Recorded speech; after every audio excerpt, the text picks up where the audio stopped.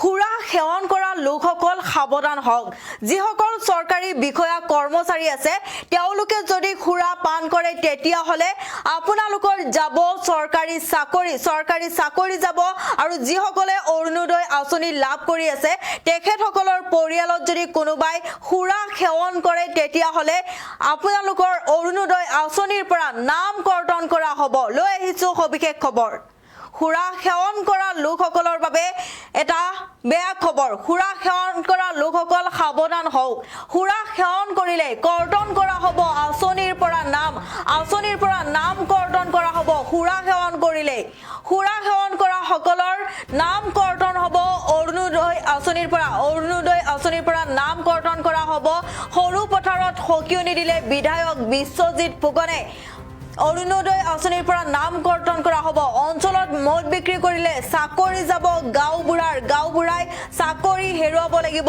সুৰা সেৱন কৰা লোকসকল সাৱধান হওক, কিয়নো এতিয়া যদি আপুনি সুৰা সেৱন কৰে আপোনাৰ পৰিয়ালত যদি কোনোবা সুৰা সেৱন কৰা লোক আছে তেতিয়াহলে আঁচনিৰ পৰা নাম কৰ্তন কৰা হ'ব। চৰকাৰী আঁচনিৰ পৰা নাম কৰ্তন কৰা হ'ব। অৰুণোদয় আঁচনি নাপাব। অৰুণোদয় আঁচনিৰ পৰা নাম কৰ্তন কৰা হ'ব। আৰু যিসকল চৰকাৰী চাকৰিয়াল আছে তেওঁলোকে যদি সুৰা সেৱন কৰে তেতিয়াহলে চাকৰি যাব। সুৰা সেৱন কৰিলে নাম কৰ্তন হ'ব আঁচনিৰ পৰা। সুৰা সেৱন কৰা সকলৰ চাকৰি যাব।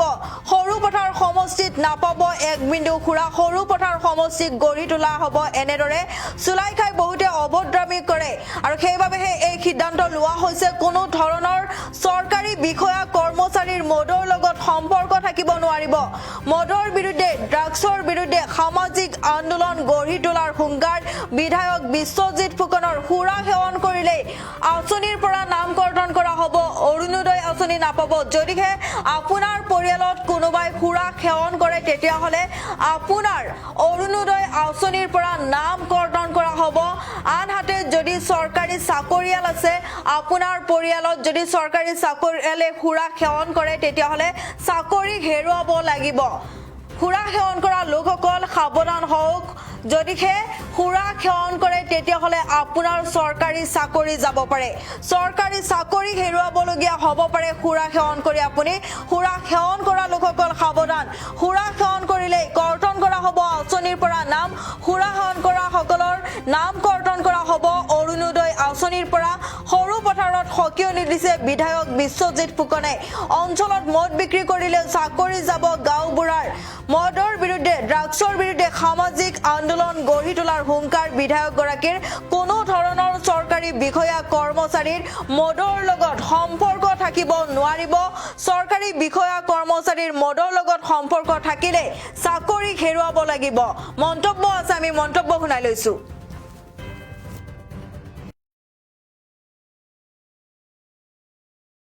সৰু পথাৰ সমষ্টি অসমৰ ভিতৰত প্ৰথমটো সমষ্টি হ'ব লাগিব যিটো সমষ্টিত অবৈধ সুৰা এক বিন্দু নাপায় তেনেকুৱা সমষ্টি হ'ব লাগিব। মদে যেনেদৰে আমাক সমাজখন ধ্বংস কৰিছে, এটা অনুষ্ঠান পাতিব নোৱাৰে। চুলাই খাই মানুহে যেনেদৰে ৰাতি বিয়লি বাছ বিচাৰ নাই, সৰু ডাঙৰ বাছ বিচাৰ নাই। এই পৰিৱেশৰ পৰা আমি মুক্তি পাব লাগিব।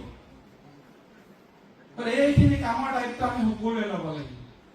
বহু ক্ষেত্ৰত মোক সিদিনা ক'লে, মই খোলাকে কম কিছুমান কথা, যে ভিডিপিক খবৰ দিবলৈ ক'লে দিগদাৰ। ভিডিপিৰ মানুহকেইটাই নিজে মদ খায়, গতিকে তেওঁলোকে খবৰ দিলে। মই কৈছো আজি ভিডিপি মাতিব নালাগে, অংগনবাদী আশা কৰ্মী আৰু গাঁওবুঢ়াসকলক কৈছো।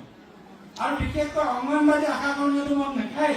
গাঁও প্ৰধানসকলে সংকল্প লওক, যদি আপোনালোকে কেনেবাকে মদ খায়, আপোনালোকে 14,000 টকীয়া চাকৰি কৰি আছে, সেই চাকৰি যাবৰ কাৰণে গাঁৱৰ ৰাইজে লিখি দিব লাগিব।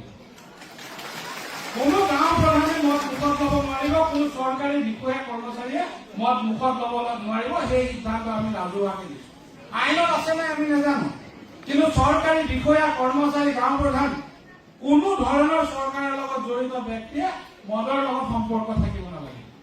মইতো ভাবো ভৱিষ্যতৰ দিনত কোনোবা পৰিয়ালত যদি মদ খায় সেই পৰিয়ালৰ পৰা অৰুণোদয় কৰ্তন কৰিব লাগে। সেই পৰিয়ালৰ পৰা অৰুণোদয় কৰ্তন কৰিব লাগে। আমি মদৰ বিৰুদ্ধে ড্ৰাগছৰ বিৰুদ্ধে সামাজিক আন্দোলন গঢ়ি তুলিব লাগে। আজি সৰু পথাৰ চহৰৰ আশে পাশে সৰু সৰু ল'ৰাই যেনেদৰে ড্ৰাগছ খায় আমি সিহঁতক ধৰি আনিলে গম নাপাম নেকি ক'ত ড্ৰাগছ কিনিছে?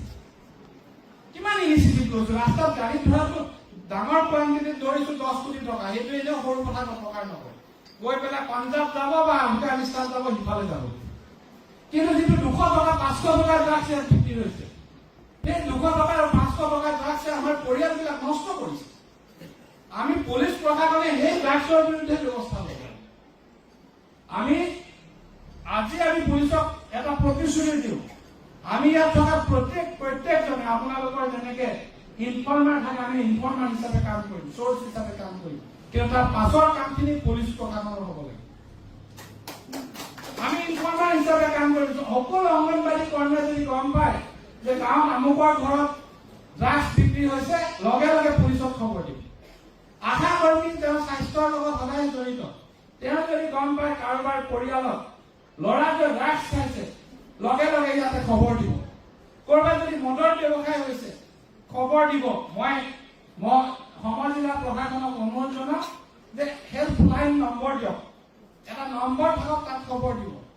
খবৰ দিয়াজন যিহেতু আমাৰ চৰকাৰৰ লগত জড়িত অংগনবাড়ী আশা বা গাঁওবুঢ়া, তেওঁলোকে মিছা খবৰ নিদিয়ে।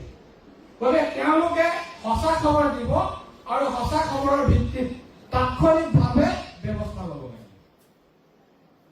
মই কোৱা কথাখিনি হয়নে নহয় কওকচোন ৰাইজ? সৰু পথাৰ মদ মুক্ত কৰিব লাগিব, অবৈধ মদ মুক্ত, আৰু সৰু পথাৰ আমি ড্ৰাগছ মুক্ত কৰিব লাগিব, যদি সৰু পথাৰত আমি ভৱিষ্যতটো ভাল হোৱাটো বিচাৰো। নহলে মোৰ কি, মই বিধায়ক হলো, আকৌ হয়তো জিকিম, মোৰ ব্যক্তিগত লাভ লোকচানৰ কথা লৈ বিধায়ক হোৱা নাই। সমাজখন ঠিক কৰিব লাগিব। সমাজখন যদি আমি ঠিক কৰিব নোৱাৰো, যোৱা 5টা বছৰ সৰু পথাৰৰ উন্নয়ন আৰু বিকাশৰ কাৰণে কৰিব লগা কামখিনি আমি কৰি আহিছো। এই 5 বছৰ উন্নয়ন আৰু বিকাশৰ কাম হ'ব, কিন্তু তাৰ লগতে সৰু পথাৰ আদৰ্শ হ'ব এখন সংস্কৃতিবান সমাজ হিচাপে, শিক্ষা ক্ৰীড়া সকলো ক্ষেত্ৰতে অসমৰ আগবঢ়া ঠাই হিচাপে। আজি ভাল খেলিব পৰা ল'ৰা এটাই যদি ড্ৰাগছ খায়, তাৰ জীৱনটো নষ্ট হ'ব। আজি ভাল গান গোৱা ল'ৰা এটাই যদি মদ খায়, সি যেনেদৰে পাৰফৰ্ম কৰিব লাগিছিলে তেনেদৰে পাৰফৰ্ম কৰিব নোৱাৰিব। সেয়েহে আমি ভালকৈ চাব লাগিব। আৰু আমাৰ মাজত যিখিনি সামাজিক সংগঠন আছে, সাংবাদিক সন্থা, বিভিন্ন জাতীয় সংগঠন, ছাত্ৰ সন্থা, টায়াং ছাত্ৰ সন্থা, চুতীয়া ছাত্ৰ সন্থা, সদৌ অসম ছাত্ৰ সন্থা, কোন কোন আহিছে মই নাজানো, চাহ জনজাতি ছাত্ৰ সন্থা, আমি সকলোকে লৈ এটা প্লেটফৰ্ম নিৰ্মাণ কৰিব লাগিব, যি প্লেটফৰ্মে সৰু পথাৰত অবৈধ মদ আৰু ড্ৰাগছৰ পৰা সম্পূৰ্ণ মুক্ত কৰিব পাৰিব। মই এইখিনিকে কথা কলো, প্ৰত্যেকটো ডিপাৰ্টমেণ্টৰ সহযোগিতা বিচাৰিছো। কালিলৈ যদি কোনোবা ড্ৰাগছ খাই হস্পিটেলত চিকিৎসাৰ বাবে যায়, তাৰ খবৰ আমাক দিব, আমি চ'ৰ্চ বিচাৰিম, যাতে ক'ৰ পৰা ড্ৰাগছটো আহিছে। মই পুলিচ প্ৰশাসনক অভিনন্দন জনাইছো, তেওঁলোকে সৰু পথাৰত 46 কোটি টকাৰ ড্ৰাগছ বাজেয়াপ্ত কৰিছে। কিন্তু সেই ডাঙৰ ডাঙৰ কণ্টেইনাৰখিনি আমাৰ ইয়াত ব্যৱহাৰ নহয়, সেইখিনি গুৱাহাটী যাব, পাঞ্জাৱ যাব, বাহিৰৰ ব্যৱসায়। আৰু গোটেই পৃথিৱীৰ ভিতৰত ড্ৰাগছৰ আটাইতকৈ বেছি সৰবৰাহ হোৱা ঠাই আমাৰ ডিমাপুৰৰ পৰা ওলাই যোৱা পথটো। ম্যানমাৰৰ পৰা যে হাজাৰ হাজাৰ লাখ লাখ কোটি টকাৰ অবৈধ ড্ৰাগছৰ ব্যৱসায় হয়, সেই ব্যৱসায় অন্যতম কেন্দ্ৰস্থল ডিমাপুৰ, আৰু ডিমাপুৰৰ পৰা ইফালে যায়। গতিকে ইয়াত প্ৰশাসন অধিক সক্ৰিয় হ'বই লাগে, অবৈধ সকলো কাম বন্ধ হ'বই লাগে। আৰু মই ভাবো আজি আমি আৰম্ভণিহে কৰিছো, আজি যিটো কাম কৰিছো আৰম্ভণিহে কৰিছো। আমাক প্ৰশাসনে সহায় কৰিব, পুলিচে সহায় কৰিব, এক্সাইজ ডিপাৰ্টমেণ্টে সহায় কৰিব। আৰু আজি আমাৰ মেছেজ যাব লাগে, আজিলৈকে যে এইখিনি কাম কৰিছে আজিলৈকে বাদ দিলো, কিন্তু আজিৰ পাছত যদি কৰে তেওঁলোকৰ ওপৰত ব্যৱস্থা ল'ব লাগে। আমাক কোৱা হয় যে চুলাই মদৰ বিৰুদ্ধে ব্যৱস্থা ল'লে, গ্ৰেপ্তাৰ কৰিলে আইনৰ সুৰুঙা আছে, আইনৰ সুৰুঙাৰে ওলাই যায়।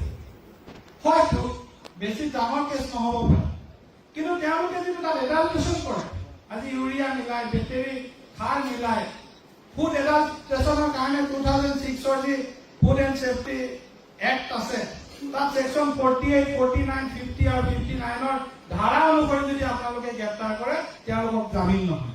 সেইখিনি কথা পুলিচে বিচাৰি চাওক। সেইখিনি কথা আবকাৰী বিভাগে বিচাৰি চাওক। ফুড এডাল্টেশ্যনৰ কেছত তেওঁলোকক গ্ৰেপ্তাৰ কৰক। অকল যে লিকাৰ কেছত গ্ৰেপ্তাৰ কৰিলে ওলাই যাব। আপোনালোকে এইখিনি কথা গুৰুত্ব সহকাৰে ল'লে মই ভাবো সৰুপথাৰ অবৈধ সুৰা আৰু ড্ৰাগছ মুক্ত কৰিবলৈ আমাৰ প্ৰচেষ্টা আমি সফল হ'ম। মই এইখিনিকে কৈ সকলোৰে পৰা সহযোগিতা বিচাৰি, বিশেষকৈ আপোনালোক আজি যেনেদৰে আহিছে, মই নিশ্চিত আপোনালোকে সহযোগিতা কৰিব। আমাৰ এই সামাজিক আন্দোলন এক গণ আন্দোলনলৈ ৰূপান্তৰিত হওক, তাকে আশা কৰি মোৰ বক্তব্য সামৰিছোঁ। ধন্যবাদ। আমাৰ